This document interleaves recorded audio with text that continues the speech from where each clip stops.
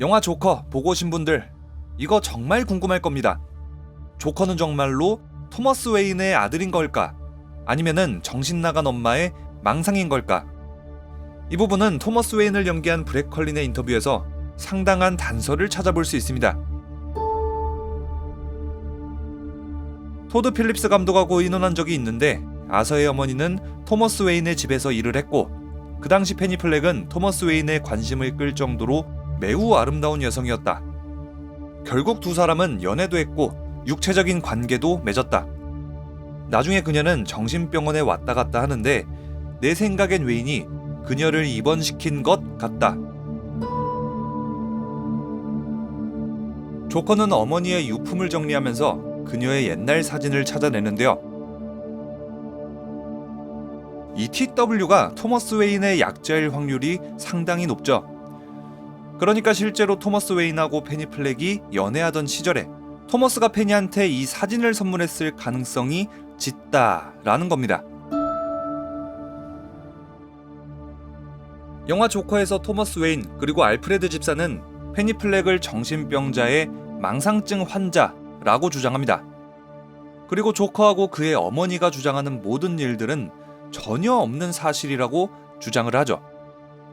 하지만 웨인가처럼 거대한 가문이라면은 충분히 커리어를 보고도 이제 면접을 봤을 텐데 정신병에 망상증이 있는 환자를 직원으로 고용을 한다. 이거는 어림도 없는 일이겠죠?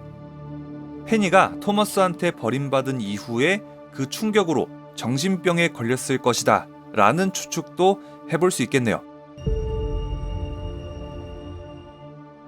편지를 발견한 아서는 어머니에게 사실을 묻습니다. 페니 플렉은 모든 사실을 털어놓고는 이렇게 덧붙이죠. 그 사람들이 그 문서에 사인하라고 했어. 아서가 정신병원에서 확인했던 페니의 사인이 적혀있던 문서 딱 하나였습니다. 아서에 대한 입양 신청서. 그러니까 토머스 웨인이 이 아서 입양 신청서에 강제로 사인하게 만든 거죠. 돈 있고 권력 있는 웨인 가문이라면은 이런 문서 조작쯤은 정말 쉬웠을 겁니다. 그러니까 정리해보면은 과거의 토머스는 페니하고 연인 관계였고 관계도 맺었다. 두 사람 사이에 아서가 태어났다. 그 직후 토머스는 페니 그리고 아서를 버렸다. 토머스는 정신과 소견서, 입양 신청서 등으로 공문서를 조작했고 과거에 있던 모든 사실을 부정했다. 만약에 이 모든 게 사실이라면은 토머스 웨인은 왜 두 모자를 버렸을까요? 영화 조커에서 묘사된 토머스 웨인은 고담 시장 출마로 정계 진출을 노리고 있습니다.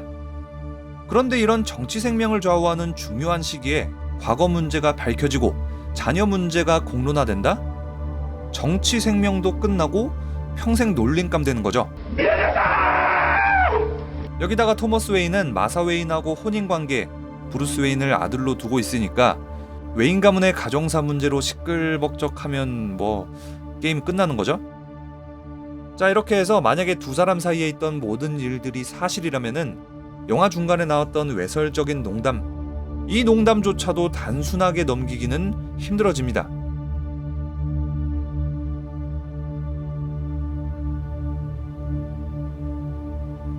다양한 코믹스 그리고 영화에서 묘사됐던 토머스 웨인. 그는 항상 시민을 생각하고 정의로운 참된 기업인으로 묘사됐죠.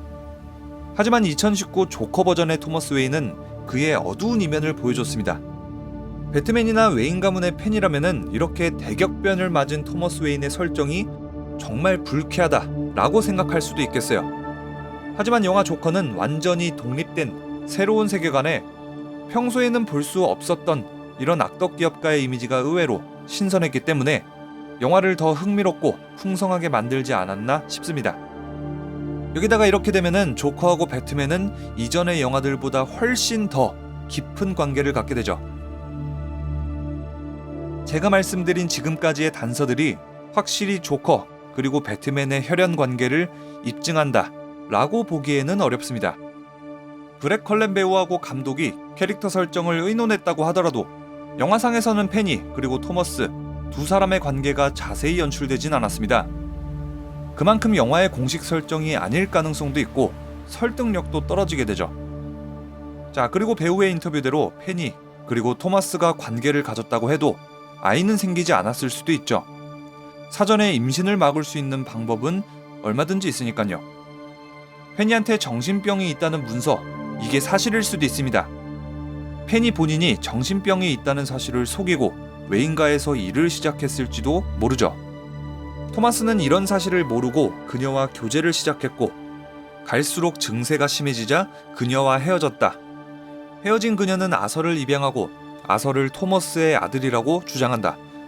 충분히 가능한 시나리오죠. 입양 신청 서류에 있던 페니 플렉의 사인은 본인 의지로 누구의 간섭 없이 서명했던 걸지도 모릅니다. TW가 토머스 웨인의 약자가 아닐 수도 있습니다. 다른 누군가의 삼자거나 페니 플렉이 주작을 했을 수도 있죠. 영화 속의 모든 공식적인 증거들은 아서는 입양하고 페니 플렉에겐 망상증이 있다고 말합니다.